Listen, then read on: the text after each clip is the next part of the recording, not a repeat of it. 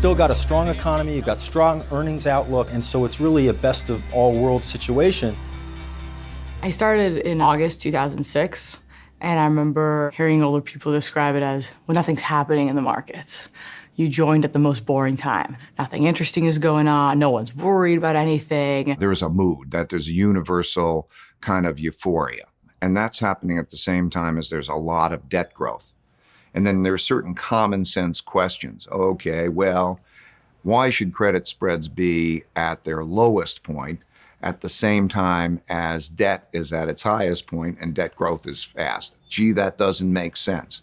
We had to actually do quite a bit of defending of our performance. Our clients were really kind of impatient and putting pressure on us to take bigger positions and leverage up. Hey, look, I'm paying you fees to take risk. Can you lever up your account? You know, can we double the tracking error? And, you know, we went to him and said no.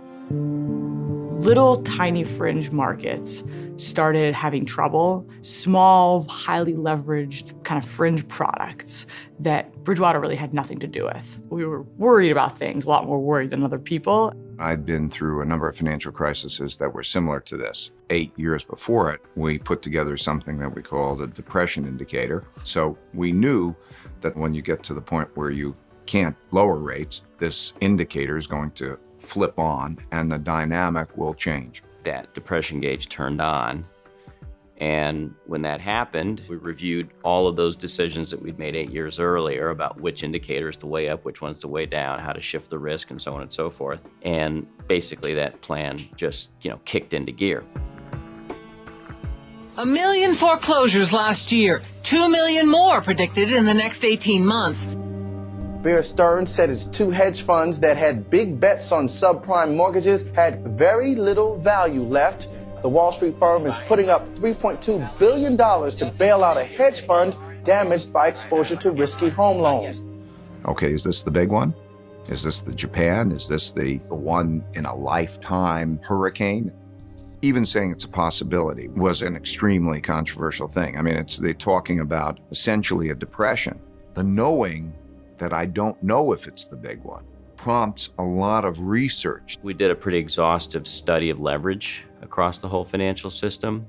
It was actually difficult to even get the numbers because nobody was tracking it. The published statistics were not available. We wanted to just as accurately as possibly describe the what is and deal with it. The bringing problems to the surface. How do I find out with each other? How do we question each other? It brought us from, is it the big one, to it's probably the big one.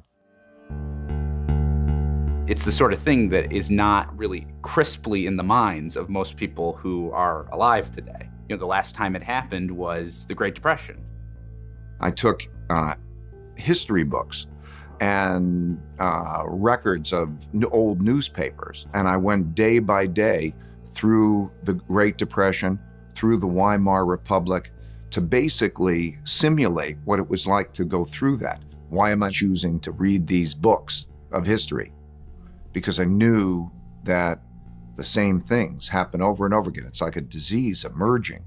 I had been for about 18 months in the White House, and I got a call from Secretary Paulson, who asked me to join the Treasury as the Undersecretary of Treasury for International. I went into that job in July of 2007 with really no sense of what lay ahead.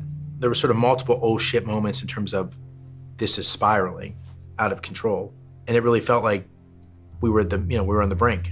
As we started to get the deterioration in credit quality and knowing what the bank's balance sheets were, I was able to calculate what the bank's losses were likely to be. The answers, don't look good, but still, I'm never sure. I made a trip down to Washington and I had appointments in the Treasury and then in the White House. I'm talking about something that is a big deal, and it was initially perceived as something that's pretty kooky. I worked in the Bush administration in the White House for about 4.5 years. So Ray comes in, puts the stack on, goes through them, and he says, yeah, this is the exposure. Our banking system has potentially $5 trillion plus in losses in them. At that point, no one had spoken of numbers of those magnitude. The daily observations continued to go out, showing to be accurate. In other words, our wires were accurate, and credibility was beginning to build. Then I received an invitation from Tim Geithner, who was at the time president of the New York Fed. Ray raised the point about these counterparty exposures could be massive. How can we understand that better? Maybe you can help us. And he sort of turned white at that point. Days later was the collapse of Bear Stearns. And of course, we know that there were counterparty exposures all over the place that nobody understood, including the banks themselves that had them. Bear Stearns today leading the tumble on Wall Street. The stock plunging 45% after the New York Federal Reserve and J.P. Morgan agreed to provide an emergency financing to the Wall Street firm. The $236 million deal represents a stunning collapse of one of the world's largest investment banks. It was the equivalent of an automobile accident. You know, how do you deal with them in the emergency room? It became clear to me that the policymakers were not forward thinking on this. No one was really connecting Bear to this bigger systemic problem. What would happen? Would policymakers be able to respond sufficiently? There was a lot of uncertainty in the world at the time. The White House machinery is not really optimized for a financial crisis. My job was to make sure to offer the best counsel, best information, best analytics to Vice President Cheney. Ray was helping me, and I'm a very conceptual person, was helping me draw the big picture. And that was a big eye-opener. Like, are you telling me this is no different than the Asian crisis or the Latin American crisis in terms of the fundamentals? Two of the biggest firms on Wall Street are no more. They're kaput this morning.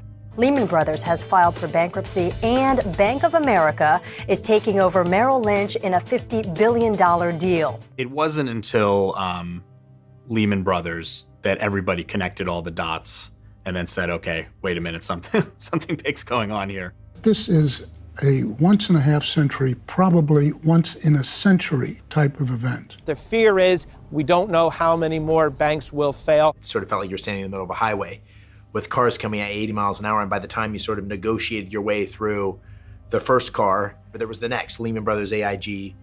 There was never really time to breathe. All of the banks in the U.S. were effectively broke. If there was no assistance given to them, what that would literally mean is that every, Joe and Jane on the street that had their cash in the bank, that cash would no longer be at the bank. It was really a sense that, this was, things had to be handled well. If they weren't handled well, that the stakes were so high that we could really screw things up. This thing was going to ripple fast through the system. We can't really fully imagine how long we may have people without jobs, without the ability to retire, without any new businesses starting, without anyone being able to move or buy a home. When Lehman defaults, 3 days later, Federal Reserve acted, moved. A lot of the U.S. banks were broke on paper. The U.S. Treasury decided they were going to do their own stress tests, figure out how much money the U.S. banks needed, and then give them that money. This was radical ways to deal with financial intermediaries in order to really stem what would have otherwise been an incredibly terrible collapse of the financial system. We had been doing this in our own way for months, and their numbers came in virtually exactly at the same as our numbers. And we wrote this daily observation titled, big letters, "We agree," saying basically, these are really good estimates.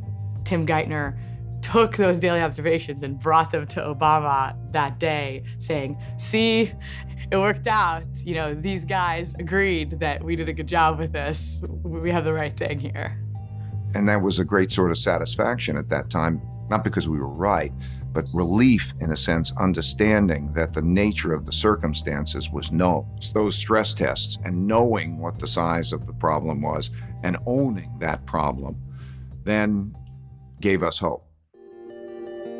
I think the thing that Bridgewater has is this constant search for understanding. There's a thrashing out of ideas, and there's a humility and a recognition that you could be wrong. If thoughtful people can bring to the surface what they think, particularly the problems or the risks, and then have quality conversations, we'd have a whole different world.